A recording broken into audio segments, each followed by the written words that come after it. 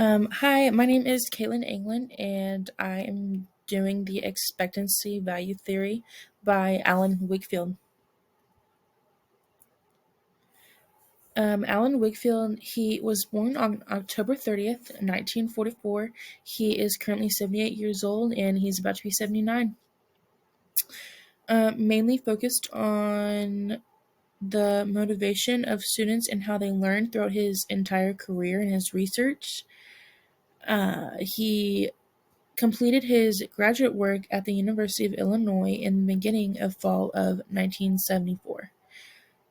He earned his graduate degree and his PhD degree in educational psychology at the University of Illinois. During his graduate degree, he met Kennedy T. Hill, which he later signed on as a graduate assistant for one of Hill's research projects. In 1981, he met Jackie E. Parsons, who later became his partner for his expectancy value theory. Like I said, he also earned his PhD from the University of Illinois in educational psychology. Some examples of expectancy value theory in a school setting. The first one, a third grade math teacher is explaining a lesson on addition and subtraction with regrouping. Some students in the class have expressed frustration with math and often perceive it as a challenge and a struggle. To increase expectancy, the teacher begins by acknowledging that math can be challenging, but she really emphasizes that everyone can learn and succeed with practice and effort. They share stories of previous students who really initially struggled, but eventually became confident in math and really excelled in math. To increase the perceived value of the lesson, the teacher relates addition and subtraction with regrouping to real-life scenarios.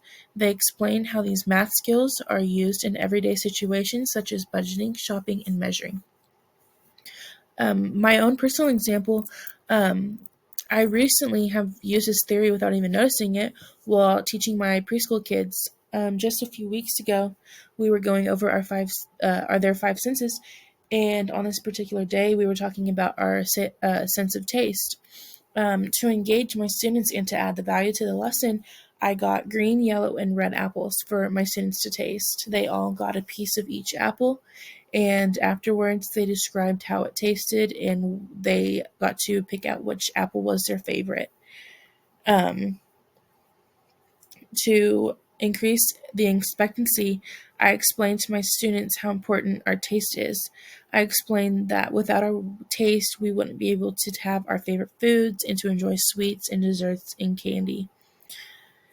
This example, it really not only built on the knowledge over their taste, it increased their vocabulary as they were describing the apples and how it tasted.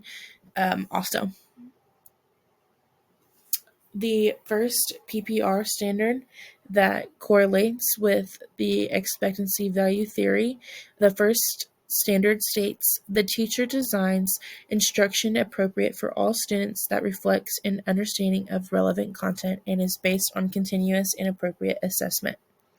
The standard relates to the theory because the standard upholds the relevancy, which is the value of the content that the teacher incorporates into their instruction.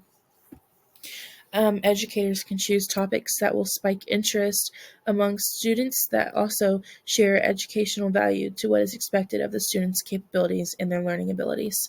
Like for an example, to strike interest in some students in a class, to spike an interest in their sports. Maybe if they're interested in sports, you can say, okay, Sam had six baseballs in his bucket and he hits two baseballs. How many left are in the bucket after he hits the two baseballs? The PPR standard number 2, it states the teacher creates a classroom environment of respect and rapport that fosters a positive climate for learning, equity, and excellence. To me, this standard is one of the most important ones because without a safe classroom environment, it's going to be extremely hard for students to learn and to want to learn, and it's really just going to be easier for both the teacher and the student to both go through the lesson as a teacher and to absorb the lesson as a student. A well-managed learning environment is essential to implementing the expectancy value theory effectively.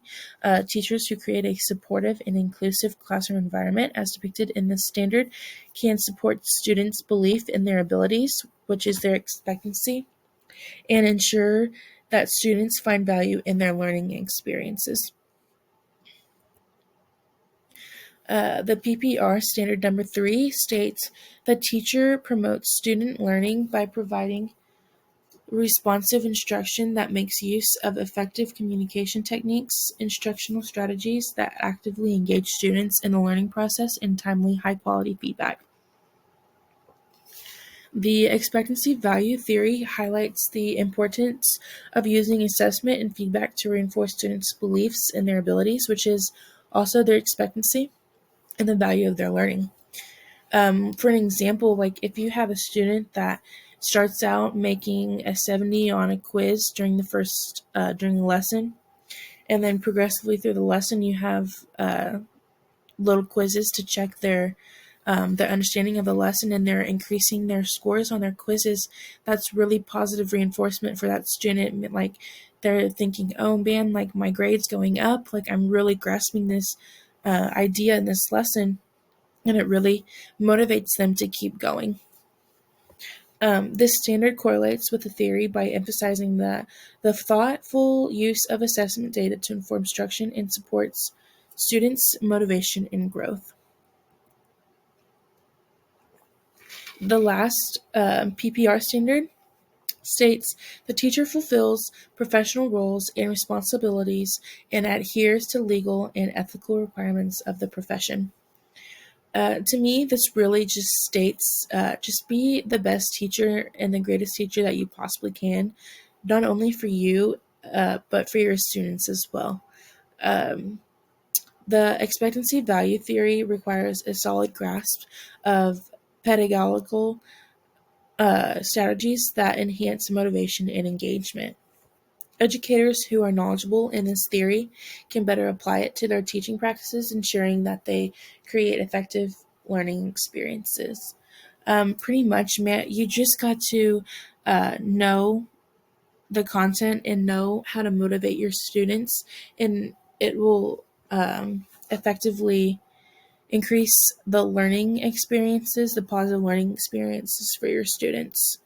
I'm going to end it off on this quote. Really, it just takes is one day with a really great teacher is really what this quote is saying. But this quote says, better than 1,000 days of diligent study is one day with a great teacher. You can study and go through so much research for so many days, but just one day with a great teacher really provides a student with a lot of knowledge and a really great learning experience with a really great teacher just for one day. But thank you. That's all.